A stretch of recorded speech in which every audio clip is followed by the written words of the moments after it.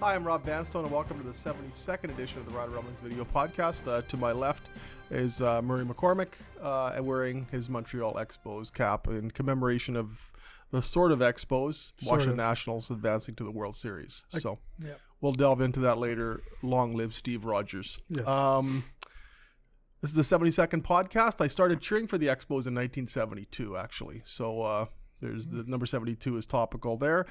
Former Rider tight end Jim Warden, member of the Riders' first Grey Cup winning team, scored the Riders' first touchdown in the 66 Grey Cup. Number 72, Cleveland Van, who was named the most outstanding defensive player in the 1976 Grey Cup, if not for the Tony Gabriel catch. Probably the most outstanding player in the game, either him or Ron Lancaster. And he's still around Regina. Great man, Cleveland still. Van. And 72, Colin Scrivener, former Rider defensive lineman, one of the great interviews He was fun. ever. There was no filter, and he was awesome to talk to. A few things to talk about today. I'd like to start off by honoring and paying tribute to Gord Staseson, a former Rider president, a member of the Riders Plaza of Honor, a member of the Order of Canada, Saskatchewan Order of Merit. I'm not sure how many people have ever done more for a city than Gord Staseson did for Regina over 93 years. He passed away on Saturday.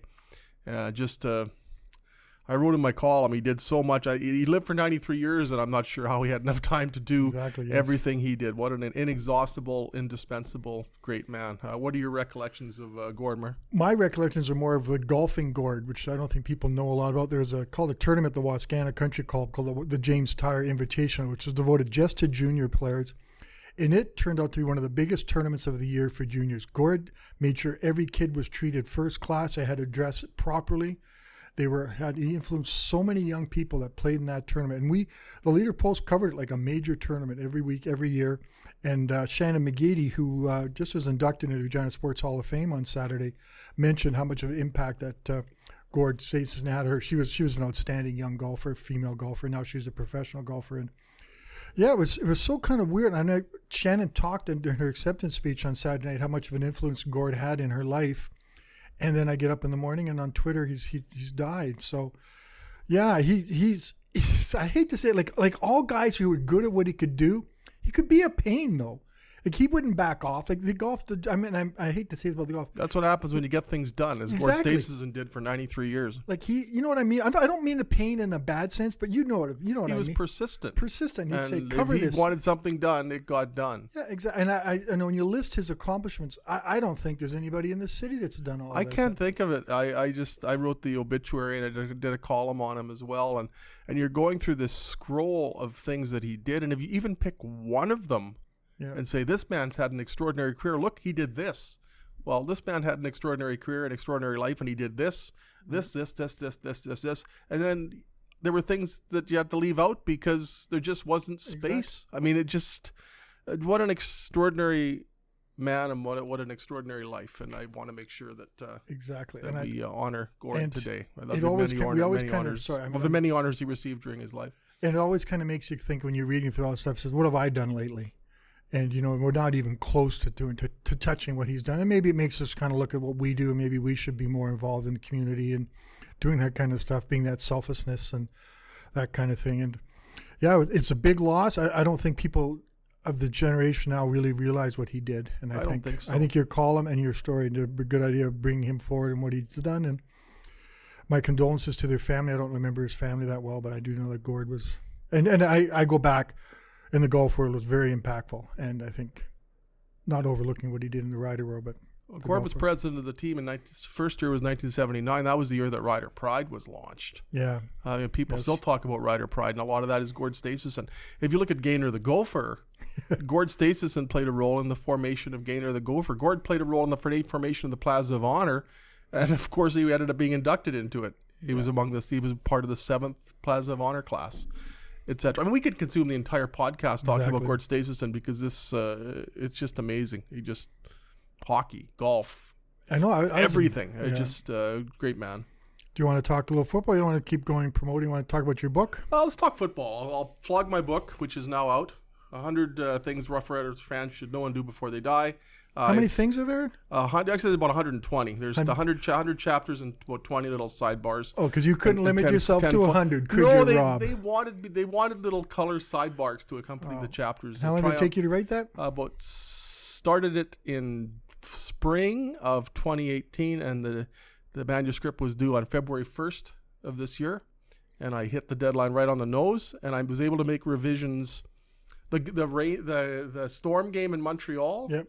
I'd had a reference in there to the 1954 game that was shortened in BC due to fog, and so the Montreal game happens, and I wanted to see if I could include that because it had some relevance to what was already in the book, and the publisher was able to get that in about 2 days before deadline. So it's updated as of August. So I thought the final revision would be John Ryan signing with the Rough Riders, but it's current through August. Well, I got a copy of the publisher's book, the book in my mail today, and it has that new book smell. And I have to admit, I don't handle books very often anymore. It's it's all iPads and Kindles and those kind of things. So I'm looking forward to reading it in Vancouver this weekend. If I don't get it to this weekend, it'll be sooner or later. Your name is in there. I'll try to read 120 Rider things. Anyway, let's talk some football. I want to dive into this for a column later in the week. Could Cody Fajardo end up being named the most outstanding player in the West Division and possibly the league? This has only happened four times in Rider history, 2 by Ron Lancaster, 1 by Kerry Joseph, 1 by George Reed. I'm not sure Cody Fajardo was the front runner, but if a few things land the right way, why wouldn't he be the front runner? If you look right now with all the quarterbacks that are active, like of the top ones, Mike Riley and Trevor Harris are the only 2 guys ahead of him in passing yardage right now, and Cody's third. So he's the only guy left playing. And is Trevor Harris going to come back? Probably. Doesn't really matter. Doesn't really have a bearing Andrew on Harris is kind of out of the running in my mind. That's the interesting one. What happens in Winnipeg will dictate who is the most outstanding player in the West, I think. If Andrew Harris, if people choose to disregard the suspension, and I'm not saying they should or shouldn't, but that's up to the voters in Winnipeg. If they put forth the Andrew Harris name, he's had a formidable year, 1,200 yards rushing, nearly 500 yards receiving, and he's missed 2 games. How much weight do you attach to his production as opposed to he has missed 2 games? Does Willie Jefferson come out of Winnipeg, or does Andrew Harris? That will kind of drive where it goes in the West. As far as the East, I was thinking it was Brandon Banks or Vernon Adams Jr. Yeah. It's probably Brandon Banks now. But you're not looking at somebody who's having a really dominant type of year unless you decide that Andrew Harris is the guy. Yeah. And what happens in Winnipeg will drive that. But Cody Fajardo, the kind of season he has had, he's got to be in the conversation in the West and overall, doesn't he? I meant to look at how many touchdowns has he thrown now? 15. 15, and interceptions is 7 or 8. 7 or 8. He's got the longest touchdown pass of the year, 98 yards. You look in the stats, and they highlight the leading guys with black numbers. He's got black numbers, and I think you have to consider where the Riders would be without him. Yep. Like I don't know, like Mike Riley. Regardless, the the Lions didn't make the playoffs. Yeah. Unfortunately, and I hated to say it, Mike Riley may have has survived 400 sacks. Yeah, but he wasn't going to win that. He wasn't going to win. Yeah, Trevor Harris has been hurt. Trevor Harris has been hurt all along. And, he'd come back. He has a good season, but nothing really. Brian Burnham having an amazing year. I think he could hit 1,600 yards in passing. Yeah, he'll be there. He'll be the most outstanding player in BC. But not in the didn't make the playoffs, buddy. Sorry. Yeah. I realize. And he probably agree to that, too. Calgary, Reggie Bagleton, but did he have as big of an impact on the Stampeders as Cody has had? No, that's what we'd have to think about. And in my mind, I think he's a lock for the Riders. Absolutely. Yeah. Charleston Hughes has gone 2 games without a sack, which probably means he gets 4 this weekend. Yeah, he'll eat against BC. Yeah, I think it's hard to not. But Charleston has his defensive player, so he can get he'll probably get the defensive player regardless. I don't think there's anybody on. Everyone else is kind of early Derek in the year. Moncrief. I thought Derek Moncrief might have. Not saying that Derek Moncrief has tailed off, but he hasn't stood up, kicked it up another notch. And how much? It's Charleston Hughes. It's Charleston Hughes, and probably in the league. Yeah, probably. Unless Willie Jefferson. Willie Jefferson is so impactful. Like you can't take him when he's had a couple of quiet games, and then he has a game like he did last weekend where he just owned the other teams. And you got to. But this man's about to lead the league in sacks for the 4th consecutive year, and he's 35 years old. I mean, honestly, if for no other reason, give it to him for his Lifetime Achievement Award. What an amazing year he's had. Maybe on Cody we can go back. What's a reason why he shouldn't get it? Maybe that's, we can list all of the things he's accomplished. What hasn't he accomplished? And I don't think there's no box he hasn't checked. He's a leader. He's fun to watch. Where would the team be without him? Where would and all these things. So in my mind, he probably is that. And to be honest, I hope he is, and I hope he wins, because I think it might be one of the more entertaining acceptance speeches. Oh, wouldn't that be amazing? We've heard in a while, and we're going to see we're going to hear a little sprinkling with Jesus and that kind of stuff. And I know he'd be humble. He'd be. It would be the most perfectly crafted, endearing acceptance speech of all time. Yeah. So, but how much impact do these last 3 games have on it? Like the way their schedule is. I know they can still get. He's got an opportunity to light it to push his stats up now too. They can kind of still get first place. Like, it's not dead, but it's, we can see losing in Calgary was a big one. That was, they came back, almost pulled it out. But I think that kind of gives Calgary the edge regardless. Unless Winnipeg helps them out. And does Winnipeg? I wouldn't bet against them. This is a Winnipeg team that's still a pretty good football team. Yes. So winning a home and home is tough. Yeah. And that's what Winnipeg and Calgary have coming up. So I wouldn't totally disqualify Winnipeg from winning one of those games. And then Riders, there's every reason to think they should win their final 3. Yes, they should. So, and does that help the Cody Fajardo candidacy? You look at where the Riders would be without Cody Fajardo, and you're talking maybe a 5 or 6 win season. Yeah. You look at where the Winnipeg Blue Bombers would be without Andrew Harris. Well, they were without him for 2 games. They split those 2 games, led the first game with 3 minutes left, and Johnny Augustine, his replacement, had a 50-plus yard gain in each of those 2 games, and they haven't exactly lit it up since Andrew Harris came back. So, but where would the Riders be without Cody Fajardo? I don't think you're counting on a home playoff game on November 10th or 17th. I know, and I think that's exactly it. I think where would they be without him, and I think that's a big point. And it's just kind of interesting. Zach Claris was throwing the ball yesterday for the Blue Bombers out there, and he's saying all the same things he said here. So maybe that they got a backup quarterback that'll guide them through all of this. Yeah, we'll see where that goes. Just quickly, how about we run down the other ones? Who's the Canadian in your mind? I think it's Cameron Judge. Yeah, it's got to be Cameron Judge. Lineman is my mind's Dan Clark. Dan Clark Dan Clark kicked both Canadian and lineman. I don't think that would be a stretch, but I think Cameron Judge I think gets that. Special teams is one. I know it's not. John Ryan's had the season that's 12 singles is a lot of singles. I think the net punting average 6th in the league is a telling stat. That kind of, but nobody else on the special teams has really done much other than a couple of the guys who are great. Their return game is complete. Marcus Thigpen has shown some flashes the last couple of games, but their return game has been. So it's got to be John Ryan. It's got to be John Ryan. He could set a league record for punting average. This year. He's at 50.4 right now, and the league record, which he said, is I think 50.56 or 50.57. So he could, and he could. He's going to set the Riders' single season punting average record for sure. So is that and who else is there? I know who else is there. We also forgot rookie, and I think it's going to be Dakota Shepley. I don't think that's a real debate. I don't think there's another rookie on the team that's done what he's done. And he, even though he's kind of been pushed back to 6 offensive linemen now, he's still going to be. He's still been a formidable force and everything they expected him to be, and he's ground for 2 more years. And what would they have done without him? Exactly. When he was, they were left in the lurch so early due to injuries, and the way he played and the way he has played, I think that's that's another thing with the MOP vote. Who else besides Cody and Charleston is there? There really isn't anybody you say, oh yeah, that's the other guy that should be in the discussion. Shaq Evans. Shaq Evans has got to be he's part of that so that's discussion. 3 of them. But he's part of the discussion. He's not included in those top 2 guys when you're thinking about him. And I think he should have caught that ball on Friday against the Stampeders. We watched it many, many times. If he's the best receiver in the league. Well, what should he have? I've watched I don't that know what else he over can and done. over and over. Like, it was said that he slowed up. I watched that at least 10 times late Friday night, early Saturday morning. I don't see where he slowed up. I know. I don't see If he did, it was imperceptible. Maybe he should just lay it out.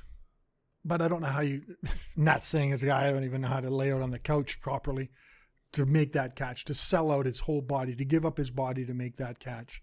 They don't think of that with the overall pitch because, we've talked about what that catch would have meant if he gets that touchdown on that first play. And they end up getting a single and a sack and Cody, the sack was kind of on Cody takes all the sacks on Thaddeus Coleman got beaten on the play. Cody is and then blaming they get himself, a single but that was Thaddeus Coleman getting beaten. And it's one of those singles in that John gives up that I know it's kind of tough. He's got to put it out in the corner, try to do. I'm not saying it's as easy to do, but we all say it looks easy. Guys coffin corner kicks all the time, but it was a shorter punt But anyway, at least they got a point out of that possession. That was a good point. Yeah, that's a nice There's point. something to show for it. They started off so well. Marcus Thigpen bobbles the opening kickoff and ends up with a 38-yard return. Yeah. William Powell for 9. They're absolutely cruising. Oh, I thought it was. And then you got a receiver wide open against a defender who's one of the league's best, and just a perfect call, perfect time, everything. Cody Fajardo said that he missed him by inches and put it on him for missing the throw, as Cody Fajardo is always going to do.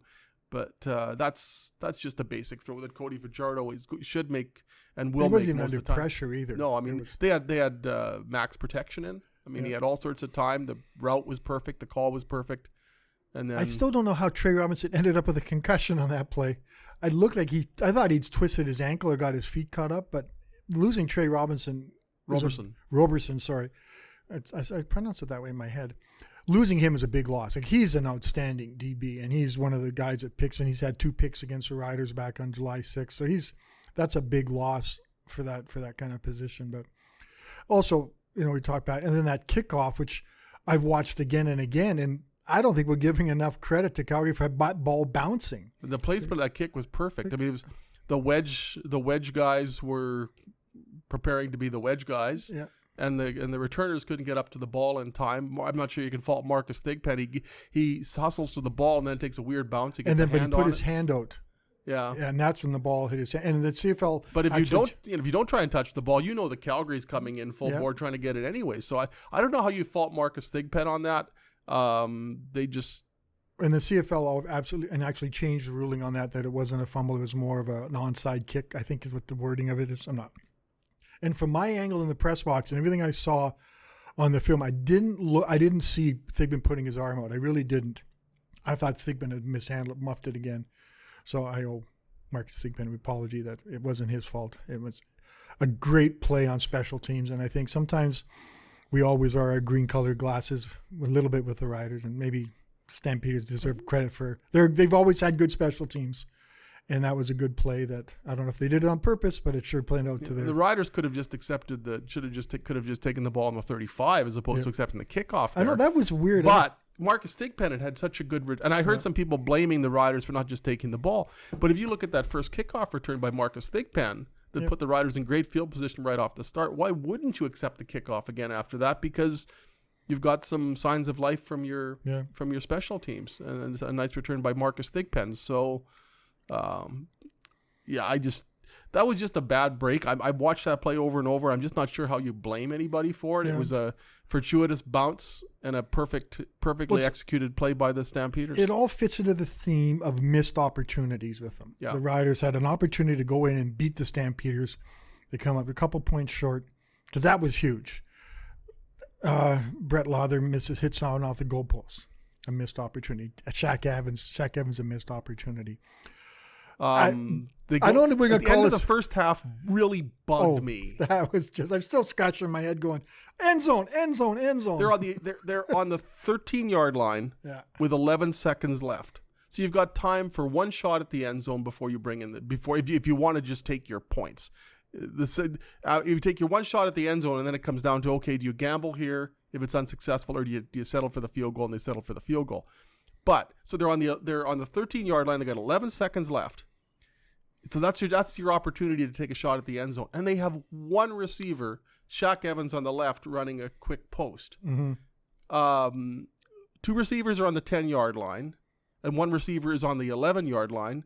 and Naaman Roosevelt catches the ball on the 5 and is down at the 4, and Shaq Evans is in the end zone. How do you only have one receiver going to the end zone in that situation when you've got to take your shot? Terrible play call there.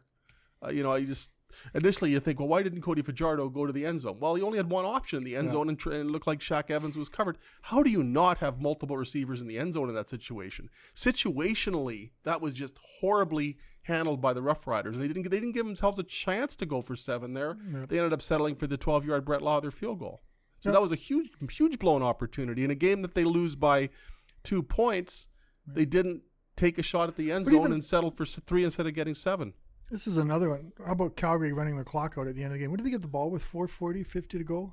Less than that. But it was a substantial bit of time. There was an easy time to come back. Even if Calgary gets a first down and then you stop them, the Riders would have had decent time considering all and they couldn't stop them. They couldn't stop them. Derek Moncrief misses a tackle on a Canadian running back that should not be running wild on the Rough Riders the way he did.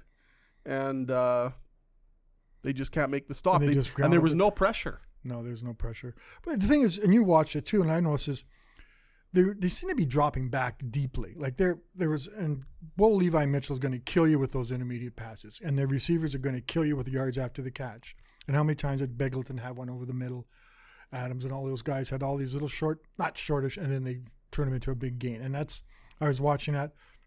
I kept saying, why not play aggressively? Pressure, bring on the guys. Maybe not having Cameron Judge on the roster was a bigger deal than we thought. Yeah. Like Cameron Judge is having an amazing season, and nothing against Micah Tights and Sam Hurl, but they're no Cameron Judge. And maybe that made a bigger difference than we really thought. I whatever they tried against Bo Levi Mitchell didn't work. The first 3 plays of the game, they sent 7 pass rushers. And the Stamps just got rid of the ball really quickly. Bang, bang, bang. And just 3 quick completions. And after that, there was virtually no inclination to send even 6. They were more apt to rush with 3 than to send pressure. When they did send pressure, it really didn't work. When they didn't send pressure, save for the interception return for a touchdown by Nick Marshall, the Riders rushed 3 on that play. Yeah. But if they also rushed 3 on the play where Calgary got their second receiving touchdown, receivers wide open, and there was supposedly 9 guys in coverage, and he's still all by himself at the goal line. So whatever they tried, save for 1 play, didn't work. When they tried to exert pressure, the Stampeders got rid of the ball quickly or blocked it up. When they didn't exert pressure, he had all day to pick the secondary apart. Whatever they tried didn't work. You look back to Chris Jones, and Chris Jones, for the most part, had Bo Levi Mitchell off balance. Yep. And over Chris Jones's last 5 games coaching against Calgary, the Rough Riders won 3 of them, and one of the ones they lost was a 15-9 game here last year, and Calgary didn't even score an offensive touchdown. So Chris Jones had a pretty good read on Bo Levi Mitchell. I don't think the Rough Riders currently have that. Mm-hmm. They've got one more game potentially against Calgary to figure him out, but the first 2 games against Calgary this year, whether it's Nick Arbuckle or Bo Levi Mitchell, they haven't. Calgary's thrown only 9 incompletions against the Riders in 2 games. Yeah. So can they figure out Bo Levi Mitchell? They've got one more shot at it. Yes, and I think they're going to have to go through Calgary. Regardless of what happens, it's going to take a game from Calgary to get to the Grey Cup. And they're going to have to figure that out, and hopefully they can. Kind of like Bo Levi Mitchell. I like kind of his comments at halftime, at least entertaining. Yeah. At least he said something. Like, people were an interesting halftime interview. That's tough. As great as the interviewers are. Yeah, great questions, horrible answers. Clara Hanna is great. Sarah Oleski is great. The people who do the interviews, who ask the questions, are terrific. But very seldom do you elicit anything interesting from the athletes. But Bo Levi Mitchell will always have something interesting to say. Yeah, and that's good for the league. I think it's handy to have him around. To just people in the Rider world hate him, and that's fine. He loves being a villain. He absolutely loves it. Yeah, that's why I like wrestling. There's villains. Yeah. But why did he call the time? Why did they call the time? I didn't really get a handle on this, but Calgary called a timeout with 2 seconds left in the game. Why? I think they had too many guys on the field. I'm guessing. That would never happen in Calgary. No, never. I never. But I'm wondering if Sorry. I know that was a Click. weird. Nice to see it today. Yeah, I'm guessing at that. I know that was 2 minutes left. It's like 2 seconds left to go to the game. You know what I'm doing, writing. So yeah, that was a strange one. What do you think? Is it good for the CFL to have all 6 playoff teams determined by now? Is this good for the CFL to have 3 teams out of the picture with 3 games to go? There's really no way to control it. It's just the way the season evolves. It does render a lot of what happens pretty meaningless. Yep. I mean, especially if it's Hamilton. Mm-hmm. What does Hamilton is hosting the East Final? Well, they kind of knew they were hosting the East Final back in Labor Day almost. But now that it's official, it's just like you could put out the 1967 Tiger Cats alumni and probably beat Ottawa. Yeah. But like they're still jockeying for positions. I mean, that's except the East is decided. Yeah, the pecking order is what's interesting in the West. But it's still, and I was a lot watching it, started thinking, it happens. The CFL, 1 or 2 teams usually end up being mediocre in the CFL, and there's another one. The third one is. I just don't know if it's. I don't know how you keep it interesting. I don't know how you maintain some sort of competitive level when things happen to teams like Ottawa losing all their guys in the off season. You could see Ottawa coming. You can't, and you can see Toronto coming. So you can't control. But there was, I mean, at one point the league was being criticized, and I think justifiably so, for having interlocking games toward the end of the year. So the league eliminated that, and you've got all West Division and all East Division games down the stretch. It just so happens there isn't a lot to be decided as far as who's getting in. Yeah. Or anything to be decided as far as who's getting in. It's just who's hosting playoff games now. It's not that big a deal here because it's still compelling. Riders have a chance to finish first. It's not as good a chance as it appeared to be a week ago, but I wouldn't discount the likelihood of it happening because Winnipeg is still in the mix and playing Calgary twice. So that makes it interesting here. But if you're following the East Division, it's like just tune in again in the second weekend in November. There was another thing that came up, a little bit of discussion with no games on Thanksgiving Monday for the first time since, I don't know, was it 96 or 7 or some. And I've kind of been following it on Twitter, and it's part of the thing is, this is just personally my own thoughts about it. They're trying to avoid the short week. And if you want to avoid, and it's, so you may play on a Saturday, Monday to a Saturday, but it's still, you want to have everyone playing on a level playing field. And if you want to have everyone playing a Saturday, you can't really play on Thanksgiving. Not that, hey, I spent many a Thanksgiving on the road, and I'm not saying it's kind of a neat feeling to be on the road for a holiday like that. But I think because of the short weeks, and if the CFL is going to play a triple header on Saturdays, you can't have an extra game on Sunday, on Monday. So I think that's part of the reasons. They may go back to it, but as I wonder, how do you balance out things by having short weeks, by playing again on a Thanksgiving Monday, and especially now that if they don't want to play on Sundays, you're unavoidably have the longest gap between games that you're going to have is 5 days, and that's really pushing it because you don't have that Sunday option the following weekend anymore. Right. So how do you go with the Thanksgiving Day game? Yeah, it would have been nice to see. Yeah, but.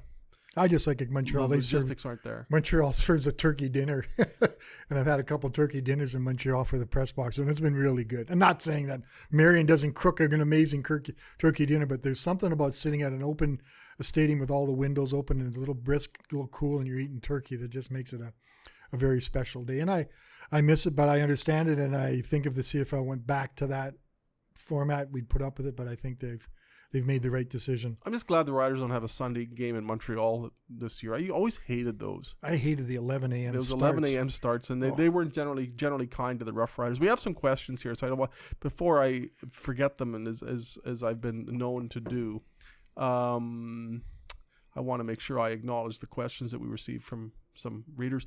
Mel Heidelbaugh has a question for us. Hi, Rob. Lose to Calgary in the regular season, beat them in the playoffs. Calgary isn't good enough to beat us 3 times.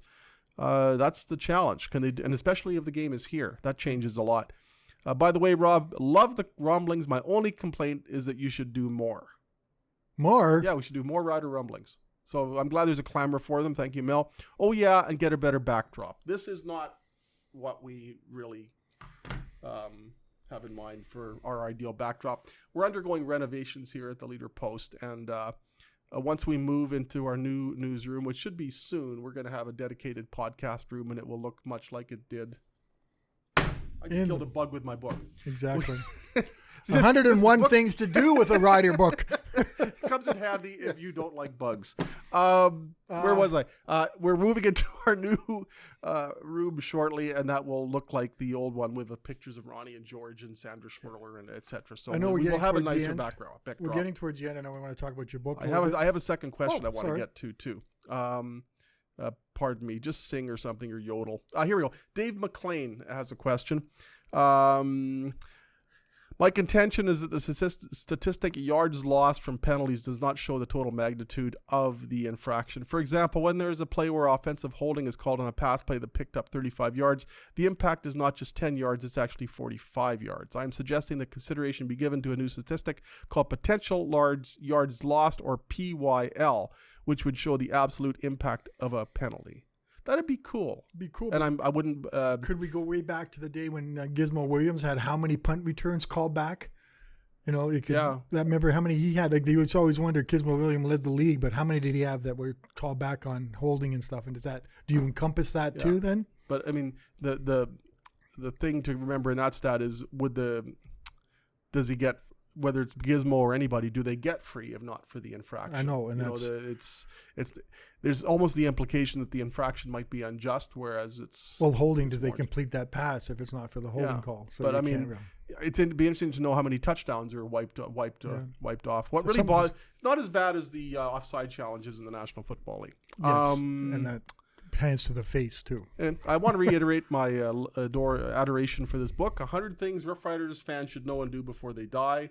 It's by me, and it'll be available. I know it's available right now at McNally Robinson in Saskatoon. It will be available soon in Regina bookstores. Also available online.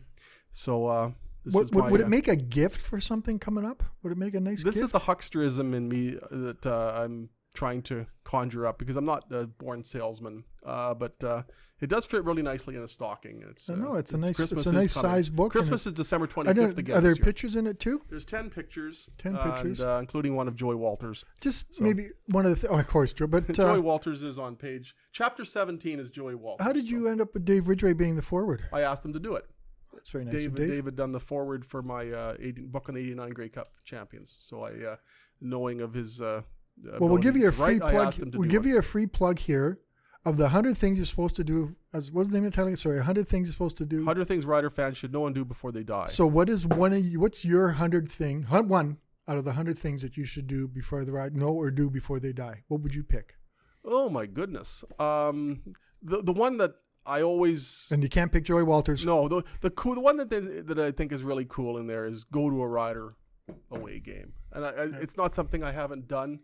But going to a Rider away game is one of the coolest things ever, and a lot of my childhood was spent going to Rider away games, and a lot of your adulthood has been spent going to Rider away games, and it's a really magnificent thing to do. So that of all the things that Rider fans should know and do, if they haven't done it, I talked to Ron Podbelski, a dedicated Rider fan, about some of the away games that he'd been to and what it was like in invading and sometimes taking over foreign territory. And that's one of the coolest things you can do. And I would have, because I remember going to Ottawa recently when the Lansdowne Field was all, when the TD place was all fixed up and everything, and there's full of Rider fans, and I really appreciated what the Rider fans bring to it. They bring it to Calgary, but it happens all the time. Yeah. And there's so many Saskatchewans live in Alberta. It's not all happen, but to see it happen in Ottawa, to see all the green and all the people there, and I remember, and I'll tell you, an away game for me was walking up at TD Place and probably half a dozen to a dozen sweaters, all with Rob Bag's name on the back, because he's from Kingston, which is only an hour outside of Ottawa. And I went, wow. And I went up and talked to his grandfather and his dad and all the Bags. And that was a pretty cool moment to see that, all the Bag sweaters there at an away game. And I go to all the stadiums, and it just seems to be that's the Rider fans are there, and they make it a whole different world. Even, I know it's your book, but even in Calgary on the weekend, it was so cool to see the tailgates and see the Rider fans mixing and eating and hanging out together with the green. It was like, they call it the Christmas game, and it really is the Christmas game because they melt. It's unlike the old days when I don't think the Calgary Stampeder fans and Rider fans would be together. There were some pretty ugly moments back in the day up in that corner. There was a big fight one year. What year was that? 09? I don't recall one. Yeah, but I remember one year. But anyway, I am babbling, so... Yeah, but Can I say I'm worried about the Riders and Lions a little bit? I don't know why. Worried about staying awake into the third quarter? Yeah, I don't know why. I'm just a little concerned about this Lions. Have you heard of Mike Riley isn't playing, in case you're not aware of this? But Brandon Bridges there. But I don't know. For some reason, I just seem a little more concerned about. And which game was it? When they're going to Montreal, I said no chance they'd have losing, and I don't know what it is. Something that just in the pit of my stomach makes me feel a little concerned about this game, and I'm just. When the Riders went to BC after beating them at home, I wrote a column saying, I don't know. I think this could be one of those games that the Riders are in trouble, and they ended up winning quite handily. And I could be wrong. The Riders have done a good job under Craig Dickinson of beating the teams they should beat, by and large. You look at the Week 2 loss in Ottawa, 44-41, but the week before Ottawa had won in Calgary, so you didn't really look at that and think that's a team that they shouldn't lose to because they just won in Calgary. Yeah. But by and large, they've taken advantage of the free spaces in the schedule, and they've shown an ability to do that. So I'm not especially concerned about what might happen on Friday, but my predictions are customarily bad, so maybe that's not a good omen, but I think they'll squash them like I did to that poor Bug. And I want to say on the record, the Washington Nationals are not the old Expos. Thank you. I do not feel a lot of affinity for them. I feel none. It reminds me of crying and being upset. Yes, and I'm going, something wonderful, good for the Washington fans. It's not doing anything for my Expos heart, and I know it's not. I just think that the Expos are dead, long and gone, and the Washington Nationals came from their ashes. And I can still wear the hat because I wear it all the time. But suppose that you've dated somebody and really thought a lot of them, and they ended up marrying somebody else. Would you really enjoy going to the wedding? No. That's the way I feel about Washington. That's the way I felt when the Winnipeg Jets moved to Phoenix. It drove me nuts to even think of the Phoenix/Arizona Coyotes. But the Jets ended up coming back as the Atlanta Thrashers, and that was a great day in my life. But I don't look at the Coyotes as an extension of the Winnipeg Jets, nor do I look at the Washington Nationals as an extension of the Expos. I realize the lineage is there, but it reminds me of the absolute heartbreak of the Expos leaving Montreal. And so the Expos to me will always be Gary Carter and Steve Rogers and Alice Valentine and Tim Raines and Andre Dawson and Rusty Staub and even Terry Humphrey, my first favorite Expo player, former catcher. Pedro Martinez. But I'm still cheering for them because it's a really cool story. I have to admit, and I'm a sports guy, the baseball playoffs haven't captured me this year. I'm probably missing some great games. I don't seem to be as interested as I have in the past. Maybe the World Series will catch me up. We're kind of busy with this football team that wears green. Yes, so sign us off in grand style, Murray, by reciting this flawlessly and with wonderful elocution. Ooh, pressure's on. If you enjoy the podcast, please leave a review and a 5-star rating. It helps us grow the podcast. You can subscribe to the podcast on Apple Podcasts, Google Podcasts, Spotify, Stitcher, or wherever you get your podcasts. If you'd like to send us a question, you can email Rob at rvanstone@postmedia.com, and we'll read it on the show. You can follow Rob on Twitter at Rob Vanstone or myself at Murray LP. And track how I'm doing on Grey Cup Fit Up. Day 62 day today. 62. I'm hoping to make today day 1. Yes. So good luck to me as I try to get to day 1. And you will. I'd like to thank as well, we don't give Mark enough credit, our producer, technical wizard, Mark Melnichuk, for making this happen. Once we finish yakking, which we promise to do, Mark, shortly, Mark gets to edit all of this and make the images correlate or correspond with who's talking. So, but what talent he has to work with. Not very much. So, Mark, thank you so much for propping us up all these through 72 podcasts. We'll do 73 next week if you'll have us. For Murray McCormick and for my book, thank you so much for What's the title again? 100 Things Rough Riders fans should know and do before they die. So we'll talk to you next week when the shameless flogging of a certain publication will resume. Take care and have a great day.